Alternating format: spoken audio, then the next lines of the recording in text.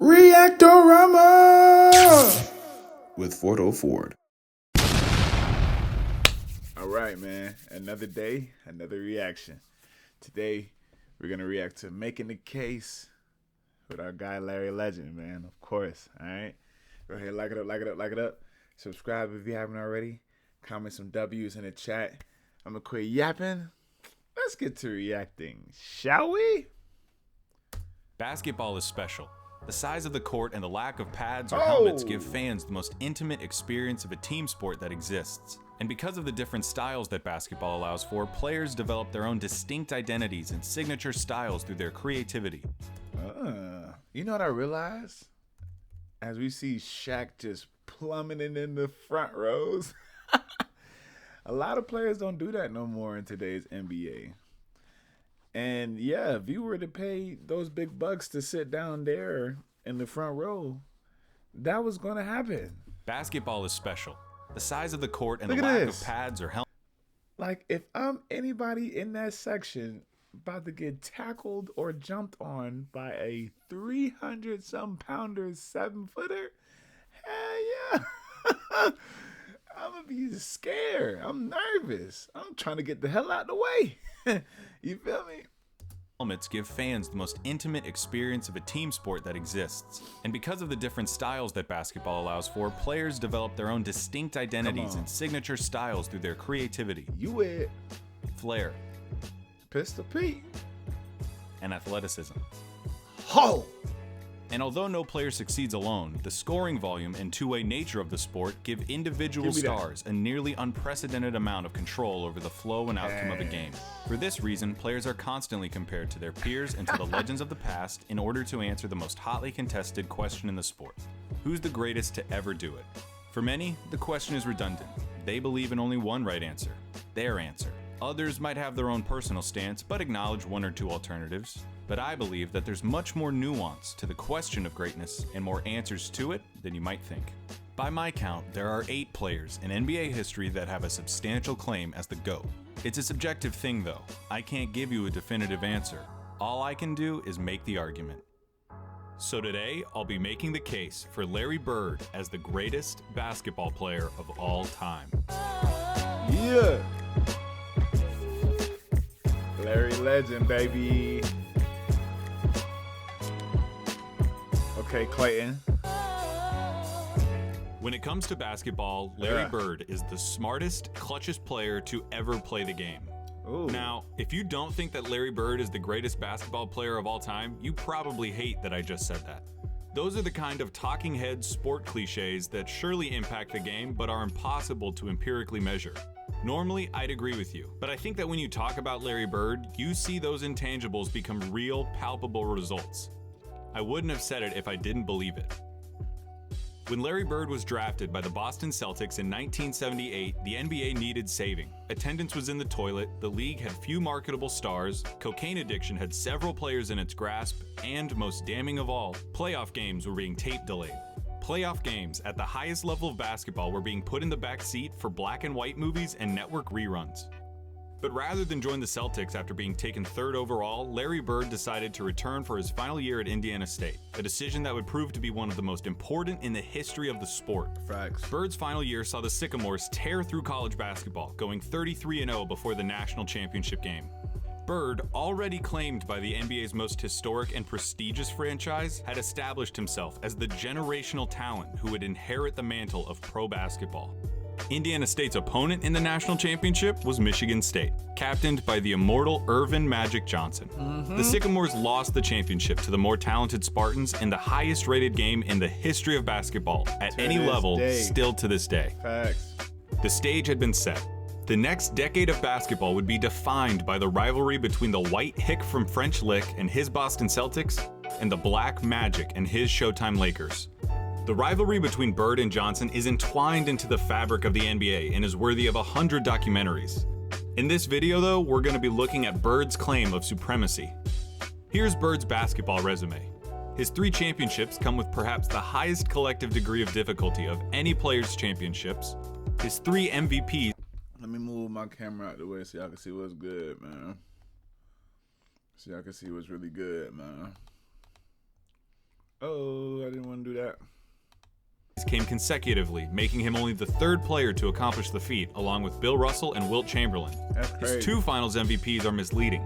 He was absolutely the best player on the '81 Celtics, but he was only a sophomore, and his 15 points per game in the finals gave the media an excuse to exact a little vengeance on a legendarily difficult interview. His All-Star and first-team selections also come with the caveat that Bird only played for 13 seasons and missed all but 6 games of the '89 season following surgeries on both feet. I can hear you already. A 13-year career, and this guy is supposed to be the GOAT? What color of paint are you huffing, Clayton? Green, obviously. But hear me out. Yeah, Bird's career lasted about 2/3 as long as it should have. But what he did in that time was so impressive and so substantial that every basketball fan acknowledges that he's in the conversation as the greatest ever. Doesn't it matter that those 13 years saved professional basketball, delivered a disproportionate amount of memorable moments, defined the golden age of the league, and produced a career by which all other forwards, before or since, are measured? Bird squeezed every drop of talent out in those 13 years and made it seem more like 30. He didn't just leave his fingerprints on the game. He left so much of his DNA in the sport that it needed a cigarette afterwards. There's something to be said about the candle that lasts half as long but burns twice as bright. Whoa. Run that analogy back, please.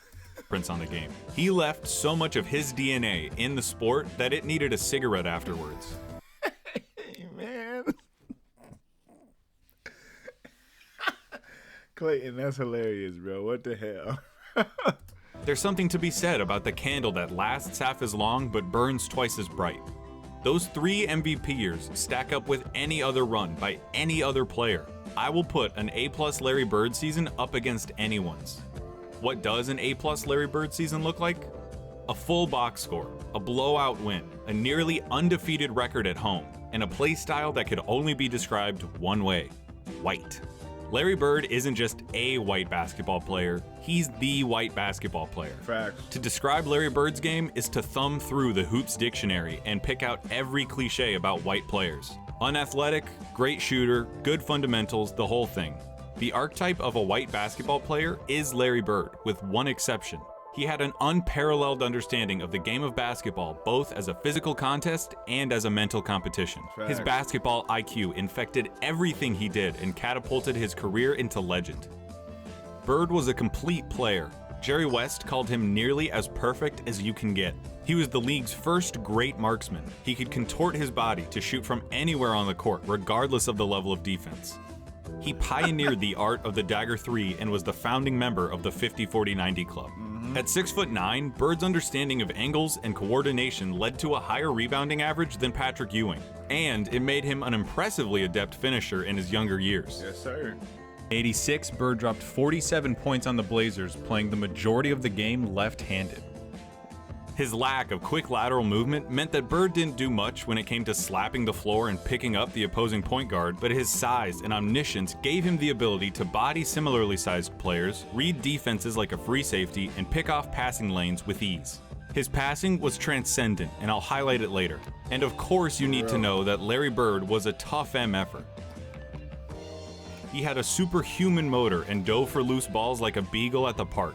He was a willing participant in his share of fights, often precipitated by his league-renowned trash talk. Bird told Robert Reedy the other day that he should have stayed in preaching. That was funny. He had 50 points. I was guarding him my rookie year. He looked at me and he goes, "You can't stop me." And I looked at him and I said, "Gosh, boy, you're so confident." He proceeded to score like 10 straight points on me. The coach took me out the game. He walks by and he's laughing at me. He was a basketball genius. He'd be a step ahead, a thought ahead, play the game like a chess game. I'd much rather guard Michael Jordan than Larry Bird because you have to play the game as a thinker when you're playing him. You have to get inside his mind. If you put all of us in a room, you know, Magic, Jordan, myself, and Bird probably be the guy who walks out of the room at the end of the day. Did you notice something during those testimonies? Those are some of the best basketball players of all time, and they all sing Bird's praises like they were former assassins who had to go toe-to-toe with John Wick, and they're just happy to be alive. Bird excelled during one of the most talent-rich periods in league history. The abridged list of his basketball rivals goes like this. Dr. J and Moses Malone on the Philadelphia 76ers, Sidney Moncrief on the Milwaukee Bucks, Isaiah Thomas, Bill Laimbeer and the Bad Boy Pistons, Dominique Wilkins on the Atlanta Hawks, Bernard King on the New York Knicks, Michael Jordan on the Chicago Bulls, Hakeem Olajuwon and Ralph Sampson on the Houston Rockets, Twin Towers. and of course, Magic Johnson, James Worthy, and Kareem Abdul-Jabbar on the Los Angeles Lakers. Showtime. All right, there's no point avoiding it any longer. We have to look at Magic versus Larry. If you have Magic over Larry, it's because he has 5 rings to Larry's 3, had a peak that lasted about 2 or 3 years longer than Larry's, and had a 2-1 record against Bird's Celtics in the finals. Perfectly legitimate, completely respectable arguments. But in the interest of making Bird's case, allow me to retort. For nearly the entire decade of the 1980s, the Eastern Conference was irrefutably the more competitive conference between the two.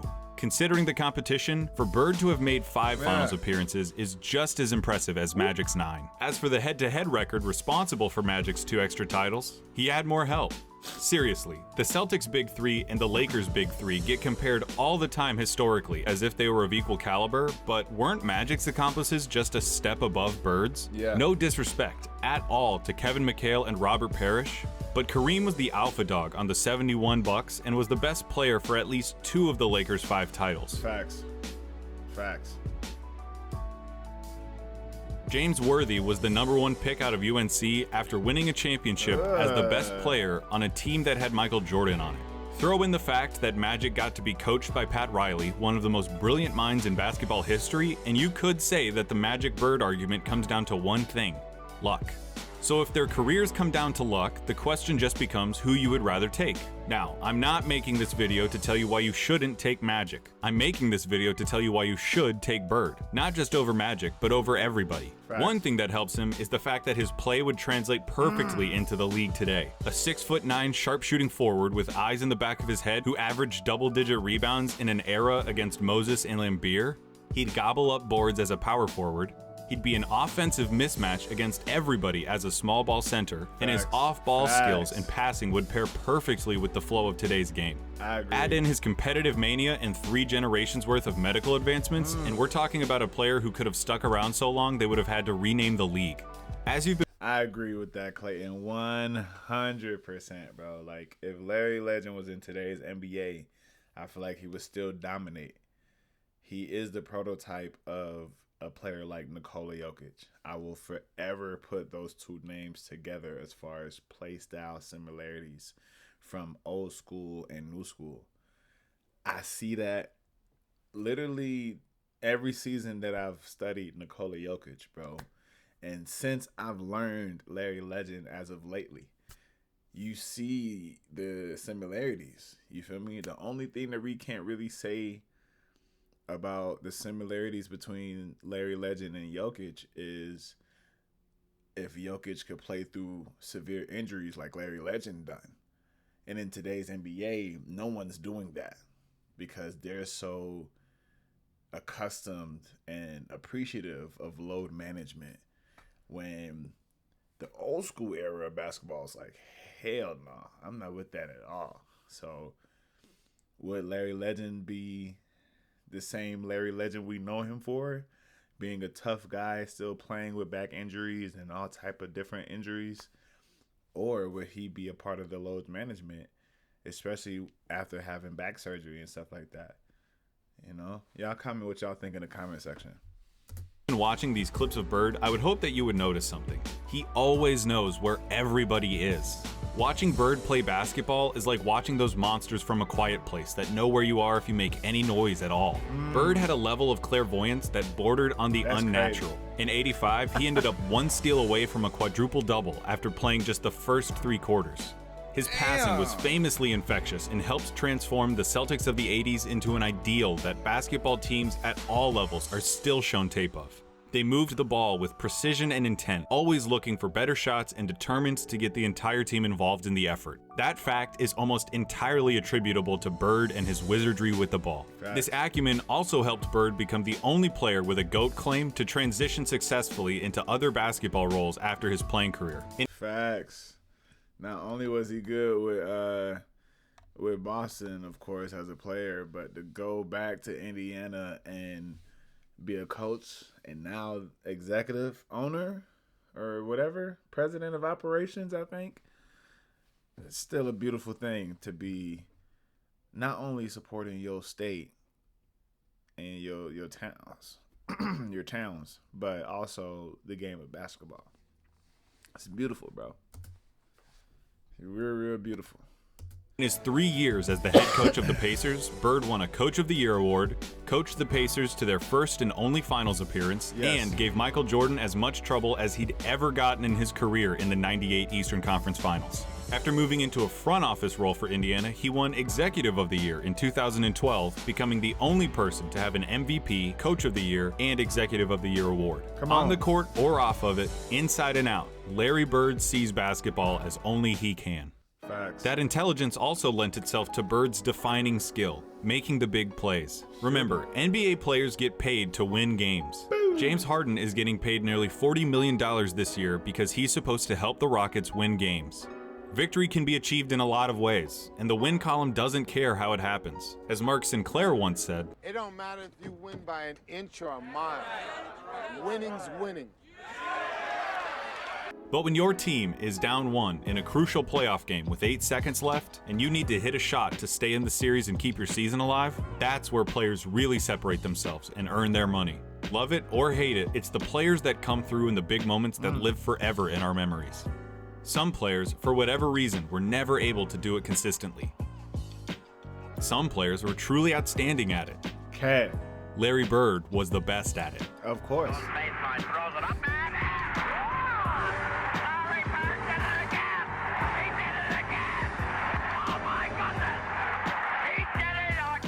I'm not Bro, that high five came from the floor. not going to give you the stats about his field goal shooting under 2 minutes with a score that's this close, or tell you who has the most buzzer beaters or any of that. Take that for data. I'm just going to show you clutch moments in clutch situations. 1985 against the Blazers. Bird drops 48 points, including this. Down 1 with 2 seconds left. Inbound pass, the double team in Bird. Larry, fake, fall away. Okay. 1985 against the Hawks. Bird sets the Celtics scoring record with 60 points with shots like these. They open the right side. Bird the fall away. He drills it again.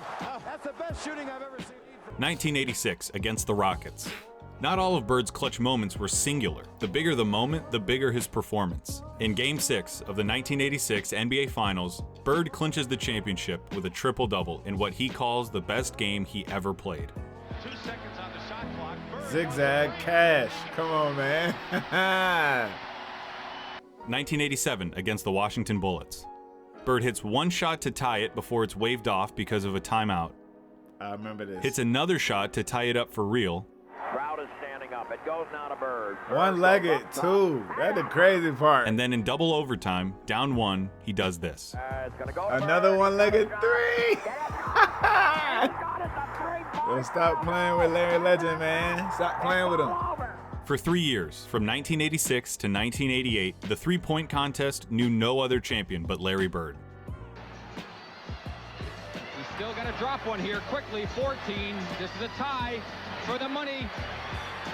Yo! Larry Bird! 1987 Eastern Conference Finals, Game 5. Tied at 2 games apiece against the Bad Boy Pistons, this enormous game would put the winner 1 game away from the NBA Finals. The Pistons are up 1 with seconds remaining. The ball goes out of bounds off the Celtics.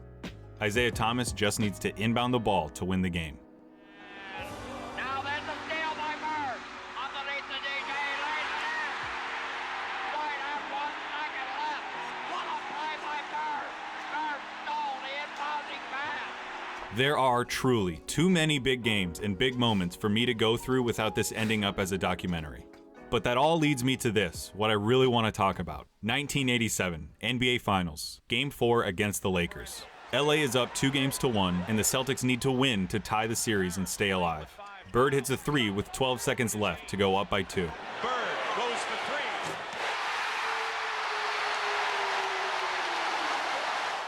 3. Kareem comes down and gets fouled with 8 seconds left. He makes the first, but misses the second. LA ends up with the ball with 7 seconds left, down 1 point.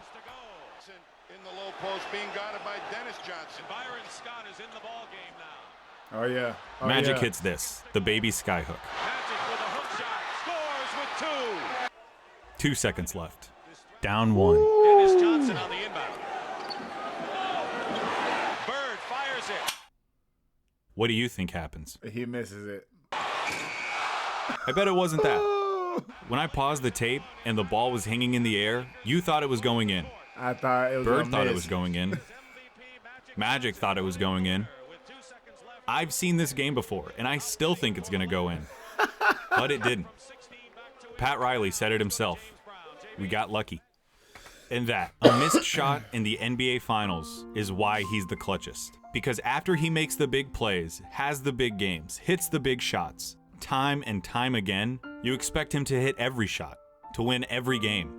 And in those fleeting moments when he doesn't, when he looks like a mere human, when he looks like everyone else who tries to do what he does, you just can't believe it. Facts. That's what Larry Bird did. He made the big plays so often you thought he was going to make them every time. He helped turn basketball into a global phenomenon, paving the way for every Michael Jordan, Kobe Bryant, or LeBron James who comes through our lives. He played basketball in its purest form and captained a team that is consistently ranked among the greatest of all time. He has the second highest win percentage in the history of the NBA, behind Magic by less than 0.5%, about 10 games. He was the complete package, a player with no holes in his game whatsoever. They called him Basketball Jesus. He didn't get that name without doing something extraordinary. What? Who said that? Who called Larry Bird Basketball Jesus? Somebody please inform me in the comments, because as of now, only Clayton is the only one that I heard call this guy, Larry Legend, Basketball Jesus. I've never heard that. So please inform me in the comments, please. He saved basketball, and he did it by playing it better than anyone else. Yeah. Here's Magic at Bird's retirement in 1993. Larry Bird said that there would be another Larry Bird one day.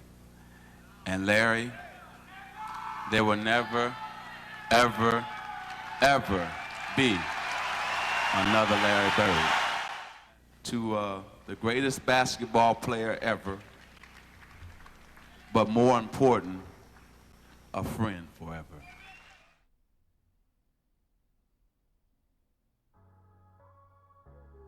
Hey everybody, thank you so much for watching. This was a really fun video to make, and I'm going to continue to make more of them, so please feel free to subscribe. And while you're at it, go ahead and check out my website, ballsandsuch.com, where I post things about, like, if the solar system was a basketball team, could Uranus hit a jump shot? You know, really important stuff.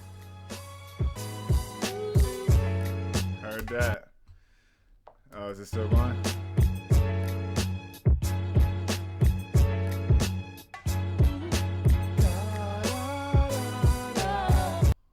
Man. W. Clayton Crawley, man, for the video making the case Larry Bird. Comment your favorite part of this video. Like it up, like it up, like it up. And subscribe if you haven't yet, man. We on the way to 2K, bro. So tell a friend to tell a friend. Let's grow and learn basketball legends together. All right? To the next one, y'all. I'm out.